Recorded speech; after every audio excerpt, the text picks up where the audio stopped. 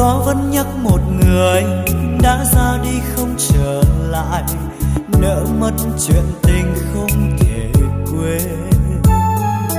Bước những chuỗi ngày dài ấp ôm bao đêm huyền diệu, ánh mắt ấy giờ này xa lắm. Thoáng phút chốc giật mình, ngỡ như em đang thật gần, gió đánh thức vì tôi ngủ mê. Thắp ánh sáng bước qua đêm thơ, chờ mong ngày mai khát vọng.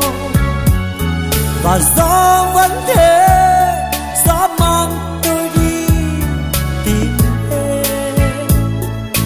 Dẫu có lúc nước mắt tuôn rơi như hạt sương bé nhỏ. Gió sẽ hát gì sao, gió ru tim tôi ngày ngày mãi xôn xao.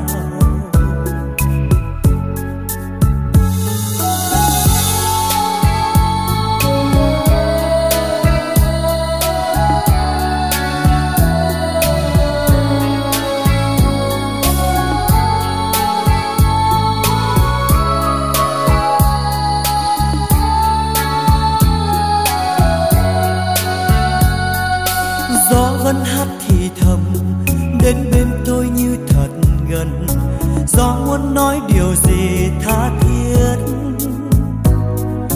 Gió vẫn nhắc một người đã ra đi không trở lại, nỡ mất chuyện tình không thể quên. Bước những chuỗi ngày dài ấp ôm bao đêm huyền diệu, ánh mắt ấy giờ này xa lắm. Thoáng phút chốc giật mình, ngỡ như em đang thật gần, gió đánh thức vì tôi ngủ mê. Thắp ánh sáng bước qua đêm thơ, chờ mong ngày mai khát vọng. Và gió vẫn thế, gió mang tôi đi tìm em. Dẫu có lúc nước mắt tuôn rơi như hạt sương bé nhỏ.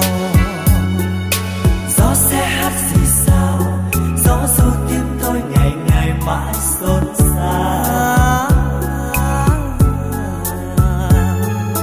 Gió sẽ hát gì sao, gió ru tim tôi ngày ngày mãi xôn xao.